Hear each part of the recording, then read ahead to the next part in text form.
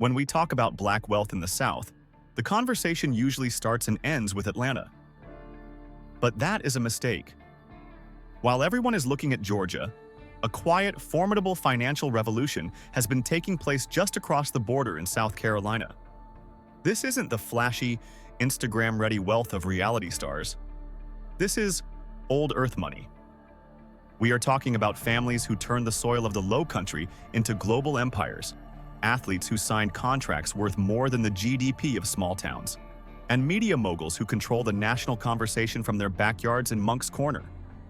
From Charleston's historic elite to the new kings of Columbia, these are the 8 richest black families in South Carolina. Number 8. A'ja Wilson. We begin our countdown with a figure who represents the future of wealth in the Palmetto State, A'ja Wilson. In the world of high-stakes athletics, the gender pay gap is a well-documented chasm. However, A'ja Wilson is dismantling that financial hierarchy with the precision of a mid-range jumper. Born in Hopkins and raised in the shadow of Columbia, Wilson didn't just become a 2-time WNBA MVP. She became a one-woman economic ecosystem. To understand her wealth, you have to look past the WNBA base salary. While the league maximum represents a 6-figure income, the real story of Wilson's financial architecture lies in her portfolio of influence. She has recognized that in the modern digital economy, visibility is currency. She is the face of modern South Carolina excellence, commanding endorsement deals that rival NBA starters. Her partnership with Nike is not merely a standard endorsement. It is the prelude to a signature shoe line, a distinction reserved for the absolute 1% of the sporting world. Icons like Jordan, LeBron, and Serena. In the history of women's basketball, only a handful of players have reached the level of marketability where they become a global brand, and Wilson sits comfortably at the head of that table. But her financial footprint in South Carolina goes beyond checks and balances. It is about physical legacy. A bronze statue of her stands at the Colonial Life Arena in Columbia. This is a rare honor for a living athlete, signaling that her brand is now permanent infrastructure. This statue does more than honor her stats. It solidifies her as a cultural tourist attraction for the city. Furthermore, Wilson has diversified into media and literature. Her book, Dear Black Girls, became a New York Times bestseller, opening a new revenue stream in publishing and speaking engagements that command 5-figure fees. She has also leveraged her fame to build the A'ja Wilson Foundation, creating a philanthropic arm that addresses dyslexia and bullying. Her wealth is currently in the rapid accumulation phase.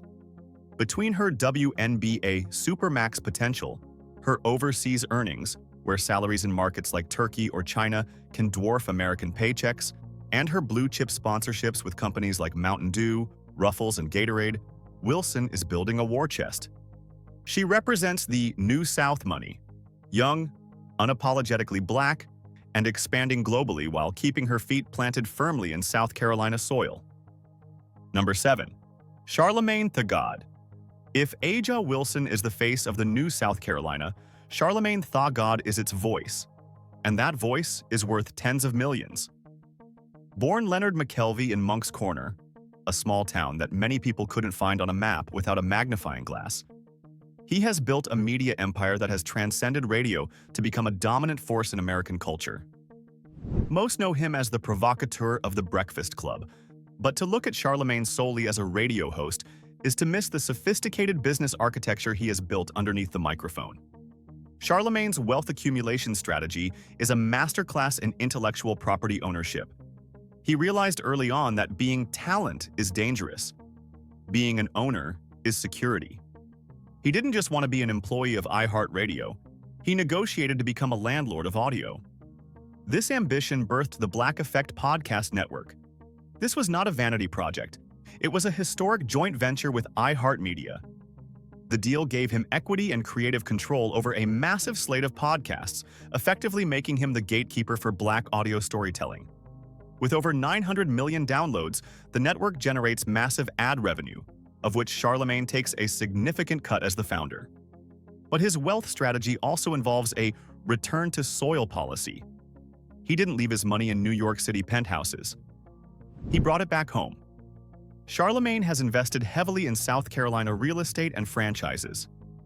He notably moved into the fast food sector, investing in Crystal Burger locations. While burgers may seem unglamorous compared to media, franchise ownership is a low-risk, high-cash-flow vehicle that has historically been a ladder for Black wealth in the South. It provides steady, recession-proof income while creating jobs in the communities that raised him. Beyond burgers and broadcasting, he has entered the mental health space with the Mental Wealth Alliance. By putting capital behind the destigmatization of therapy in Black communities, he is positioning himself as a social entrepreneur, creating value that attracts grants, partnerships, and institutional backing.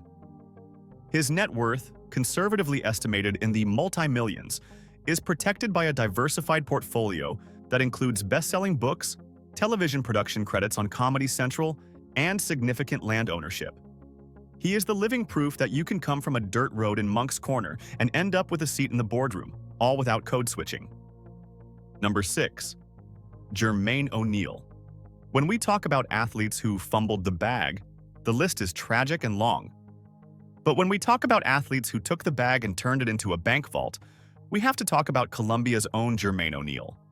As one of the premier NBA talents of the 2000s, coming straight out of Eau Claire High School, O'Neal earned over $167 million in salary alone during his playing career. That is the kind of gross income that puts you in the top 0.01% of earners in human history.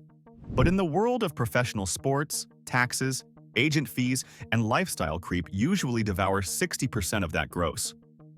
The rich part of O'Neal's story isn't the salary, it's the retention and the pivot. Unlike many of his peers who vanished into a haze of depreciating assets like cars and jewelry, O'Neal pivoted into high-level entrepreneurship focused on infrastructure. He understood that an NBA career is a short window, usually less than 5 years on average, but business is a lifetime sport. His crowning achievement in his post-playing career is the Drive Nation Sports Facility. While physically located near the DFW airport in Texas, the capital and the vision come straight from his South Carolina roots. This is not a local YMCA. It is a $13 million, 90,000 square foot athletic complex that functions as a factory for future collegiate and professional talent. By building this complex, O'Neal positioned himself to control the infrastructure of youth sports, a multi-billion-dollar industry known as the AAU circuit. Parents spend thousands annually on club teams, training, and tournaments. By owning the facility, O'Neal captures the venue fees, the concessions, the training costs, and the tournament entry fees. It is a revenue stream that does not depend on his jump shot or his knees. Back in South Carolina, his influence remains heavy. He has quietly invested in real estate and community projects, maintaining the link to the city that made him. O'Neal represents the concept of liquid wealth, capital that was earned on the court but preserved through astute, boring, and highly profitable business decisions. He showed an entire generation of Columbia kids that the goal isn't just to make the league, the goal is to own the league. Number 5. The Leevy-Johnson family. Now we move away from the bright lights of sports and entertainment into the quiet mahogany-paneled rooms where the real power of South Carolina resides. We are talking about the Leevy-Johnson family, a name that carries weight in the state's political, legal, and business circles like almost no other. At the head of this legacy is I.S. Leevy-Johnson, a figure who creates the political weather in Columbia rather than just checking the forecast. To understand this wealth, you must understand history. His grandfather, Isaac Samuel Leevy, founded Levy's funeral home in the early 20th century. We have to pause here to understand the economics of the segregated South. In the Jim Crow era, white banks often refused to lend to Black families or businesses. In this vacuum, Black funeral directors became the community's de facto bankers. They were among the few Black professionals who had steady cash flow, owned commercial real estate, and had liquid capital. They funded mortgages, bailed activists out of jail, and sponsored education. This gave the Leevy family a level of financial autonomy that was rare and dangerous in the 1930s and 40s. They were independent of the white credit structure. I.S. Leevy-Johnson took that multi-generational financial foundation and built a skyscraper of influence on top of it. He became the first African-American elected to the South Carolina General Assembly since Reconstruction and the first Black president of the South Carolina Bar. But don't let the titles distract you from the economics. The Leevy-Johnson wealth is built on the dual pillars of a thriving, recession-proof service business, the funeral home, and a high-power law practice. This is institutional wealth.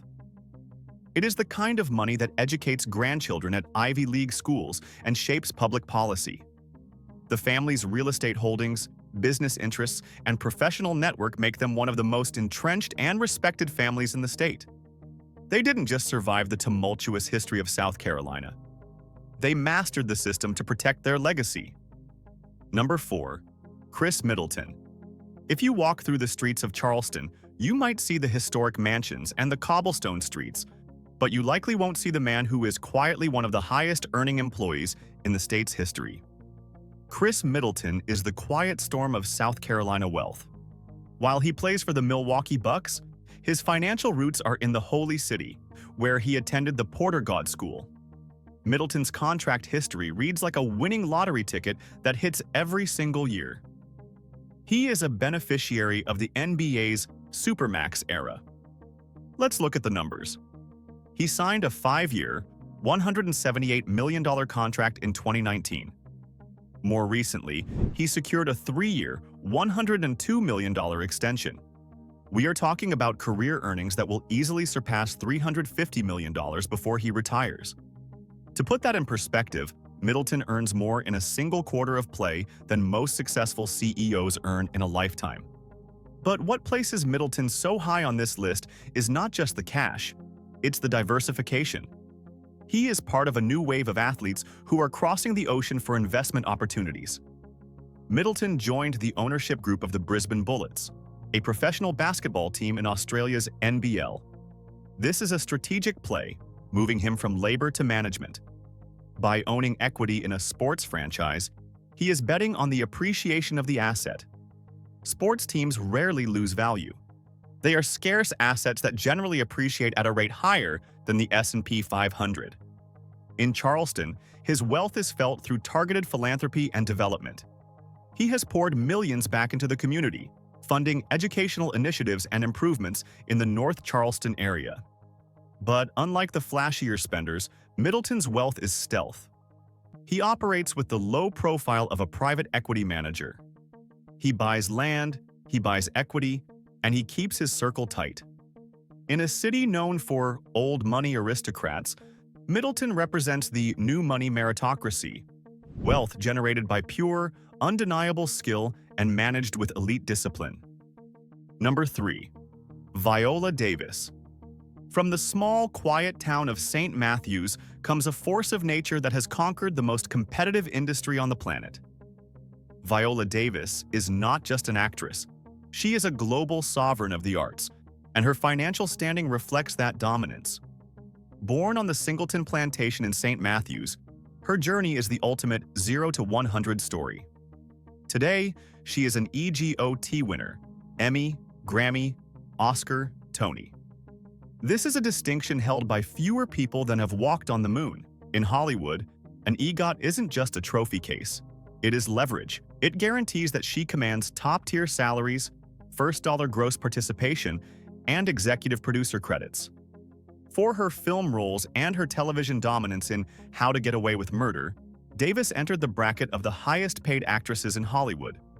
But the real wealth engine here is Juvie Productions, the production company she founded with her husband, Julius Tenen. This marks the critical shift from talent to owner. In the old Hollywood model, the studio paid the actor a flat fee and kept the profits. In the new model, Viola Davis is the studio. Through Juvie, she secured a first-look deal with Amazon Studios. This means Amazon pays her company to develop content, covering overhead and development costs. By producing her own massive hits like The Woman King, she captures the back-end profits, the licensing fees, and the creative control. She isn't just paid to say lines, she is paid to create worlds. Her wealth is further bolstered by high-value brand ambassadorships, including a lucrative contract with L'Oréal Paris. Her real estate portfolio includes a $5.7 million Toluca Lake mansion in California, but her connection to South Carolina remains a core part of her identity. Her wealth is significant because it broke the ceiling of what was possible for a dark-skinned Black woman from the rural South. She didn't just marry into wealth or inherit it. She extracted it from an industry that historically ignored women like her. She is the richest Black woman from South Carolina in terms of global brand equity and earning potential. Number 2. Darius Rucker. There is rich, and then there is, I have a melody stuck in your head for 30 years, rich. Darius Rucker sits comfortably in the latter category. As the frontman of Hootie and the Blowfish and subsequently a solo country music superstar, Rucker has achieved something almost financially impossible. He conquered two completely different genres of music and cashed out on both. Let's start with the 90s. Hootie and the Blowfish's album Cracked Rear View is one of the best-selling albums of all time, shifting over 21 million copies. In the pre-streaming era, physical album sales generated a tidal wave of royalties. But when the band slowed down, Rucker didn't retire.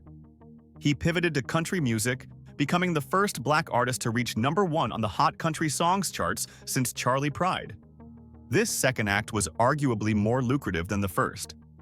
The economics of country music are different from pop or hip-hop. Country fans are notoriously loyal. They buy albums, they buy physical merchandise, and most importantly, they buy concert tickets for decades. Rucker's touring revenue is a machine that prints money year after year.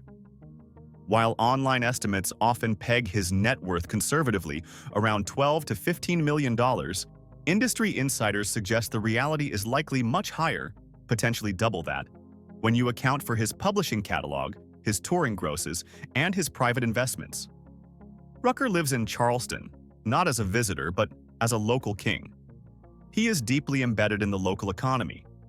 He creates festivals. He is a major benefactor for the Medical University of South Carolina, raising millions for the Children's Hospital, and he has significant interest in the golf world, hosting the Monday After the Masters Celebrity Pro-Am. Rucker's wealth is low country royal. He is the cultural ambassador of South Carolina to the world, proving that a Black man from Charleston can dominate the white-dominated world of country music radio and bring the fortune back home to the coast. Number 1. The James Brown Estate. And finally, we arrive at number 1. The richest Black family entity in South Carolina is not a living individual, but a dynasty forged by the hardest working man in show business, the James Brown Estate. James Brown was born in a shack in Barnwell, South Carolina, and he died as one of the most influential musicians in human history. But for years after his death in 2006, his fortune was frozen in a brutal Dickensian legal battle that tore his family apart. It was a 15-year war involving his children, his partner Tommy Ray Brown, and various trustees over the rights to the Godfather of Soul's music, his image, and his massive catalog of hits. During this time, the estate was estimated to be worth anywhere from $5 million to over $100 million, depending on who you asked. The assets were paralyzed. However, in recent years, the clouds finally cleared. In a landmark deal, the estate's assets, specifically the publishing rights, master recordings, and name and likeness rights, were sold to Primary Wave Music. The deal was estimated at $90 million. This massive injection of liquidity finally unlocked the value that Brown had built over decades. When you combine this $90 million liquidity event with the remaining physical assets, the real estate, and the perpetual royalties that continue to flow, you are looking at a 9-figure fortune. Consider the licensing power. Every time "I Got You, I Feel Good" plays in a movie, a commercial, or a sporting event, the cash register rings. This places the James Brown lineage at the absolute pinnacle of South Carolina Black wealth.